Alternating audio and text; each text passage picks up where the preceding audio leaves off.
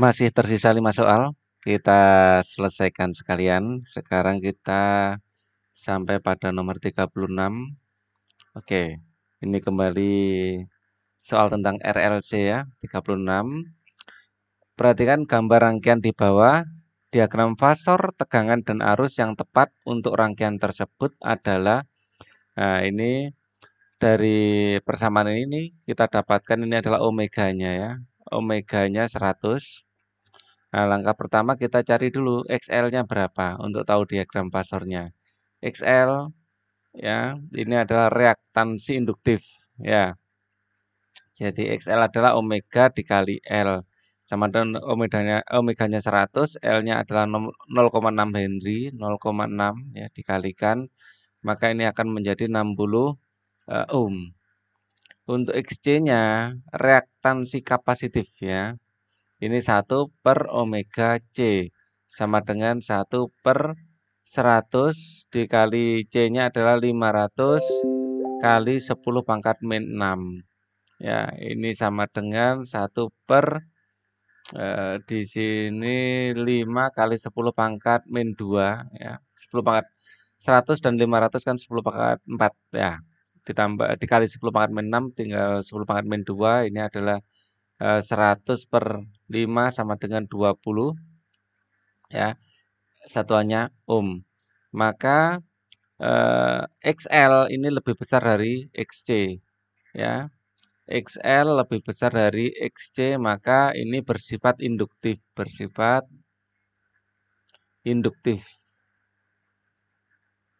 Kalau gitu V leading terhadap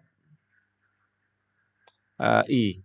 Ya karena induktif. Kalau kapasitif I-nya yang leading terhadap V. Kemudian untuk sudutnya tan C ya ini akan sama dengan XL min XC dibagi R. XL-nya adalah tadi 60, XC-nya adalah 20 dibagi R-nya 30. Maka ini adalah 40/30 atau 4/3. Kita punya triple Pythagoras seperti ini. Ya, agak gini sedikit. Nah, seperti ini ya. Ini 4, ini 3, ini 5. Berarti sudutnya di sini adalah kalau 4/3 tan desa ya, depan per samping. Berarti sinnya itu ada di sini ya. Dan sudutnya kalau ini 4, ini 3, sinnya itu adalah yang 53 derajat. Ya. Jadi di sini nanti yang 37 ya. Oke. Kemudian di sini jelas V leading terhadap V. Jadi gambar yang tepat adalah yang ini. Ya. V leading terhadap I ya. V leading terhadap I. Sudutnya adalah 53 derajat. Itu yang C. Kalau yang D ini sudutnya benar tapi I yang lebih dulu. Jadi kebalik ini kalau reaktansi kapasitif baru yang D. Yang bersifat kapasitif ya, yang D. Yang lain sudutnya aja sudah salah ya. Nomor 30, grafik menyatakan hubungan intensitas gelombang I terhadap panjang gelombang pada temperatur berbeda. Pada saat intensitas maksimum, ya, lambda maksimum dari radiasi suatu benda hitam sempurna. Oke. Dari grafik tersebut dapat disimpulkan intensitas maksimum, ya, ini intensitas maksimum, intensitas itu sumbu Y-nya ini. Panjang gelombang meningkat ya, panjang gelombang meningkat. Ya, suhunya makin rendah. Nah, ini kelihatannya benar kalimatnya ya. Benar ini. Yang B pada intensitas maksimum, panjang gelombang meningkat ya, panjang gelombang meningkat, suhu yang dipancarkan semakin tinggi. Ya, semakin tinggi suhu, ini panjang gelombangnya semakin turun. Ya, ini maksimumnya di sini. Lambda maksimumnya di sini, ini di sini, ini di sini. Ya, terlihat semakin tinggi suhu, ya, panjang gelombang maksimumnya akan semakin kecil. Ya, jadi ini kalimatnya salah. Yang C, makin tinggi suhu benda, intensitas radiasi naik dengan panjang gelombang maksimum yang dipancarkan semakin besar, tidak ya. Kalau semakin tinggi suhu benda semakin kecil, ini kalimatnya salah. Semakin tinggi suhu benda, ya, panjang gelombang pada intensitas maksimum akan bergeser ke panjang yang lebih pendek. Nah, ini benar juga. Ya, semakin tinggi suhu benda, panjang gelombang yang dipancarkan semakin pendek. Makin tinggi suhu benda, panjang gelombang pada intensitas maksimum akan bergeser ke panjang lebih besar. Ini jelas salah. Ini satu dan A dan D ini kok dua-duanya benar ya. Pada intensitas maksimum, ya, panjang gelombang meningkat, suhu yang dipancarkan semakin rendah. Suhunya semakin rendah juga ya. Kalau panjang gelombangnya meningkat, jadi kita harus milih antara A dan D. Kelihatannya dari segi kalimatnya D lebih enak ya, lebih rapi. Tapi A ini sebenarnya benar juga. Saya misalnya ada yang jawab A gitu nggak bisa menyalahkan. Ya, dalam kondisi harus memilih ya kita pilih D. Ya, kalimatnya lebih enak untuk apa? Susunan kalimatnya lebih enak. Tapi A ini juga benar. Kemudian nomor 38, sebuah benda dengan massa diam MO ya. M0 bukan MO. Sebuah benda dengan massa diam M0 bergerak dengan kecepatan 0,6 C. Jika C adalah kecepatan cahaya di ruang hampa, massa benda menurut pengamat di bumi. Jadi menurut pengamat yang diam, M ini adalah M0. Ini adalah apa? Untuk ini massa relatif itu harus dibagi 1 min V kuadrat per C kuadrat. Ini kalau kita masukkan ini adalah V-nya, ya ini M0 akar dari 1 dikurangi 0,6 C kalau dikuadratkan menjadi 0,36 C kuadrat, ini bagi C kuadratnya dicoret, maka ini adalah M0 dibagi 1 min 0,36 adalah 0,64 ya. Ini adalah 8/10, 0,8 ya. M0 dibagi 0,8. Ini adalah M0 dibagi 8/10.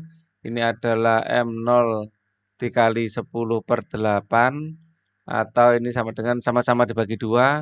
5/4 dari M0. Jadi jawabannya yang B. Massa inti atom Ca adalah 4.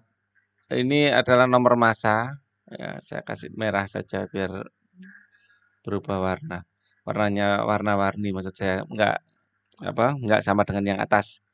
Ini adalah nomor massa. Ya, nomor massa di sini adalah nomor atom. Nomor atom menunjukkan banyaknya proton.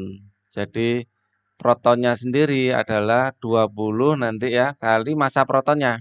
Protonnya sebanyak 20, langsung aja massa proton berarti 20 dikali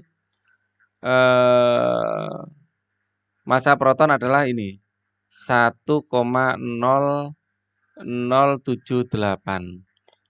Sedangkan massa dari neutronnya ini adalah yang ini ya. Nah, ini massa neutron adalah 40 dikurangi 20, jatuhnya 20 juga ya.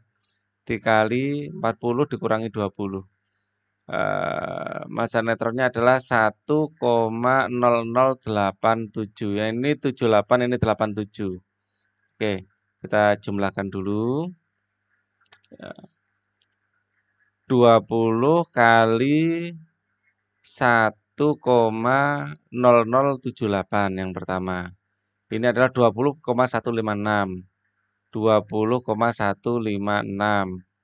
Yang bawah clear 20 juga ya, 40 dikurangi 20, 1,0087 ya, 87 sama dengan 20,174.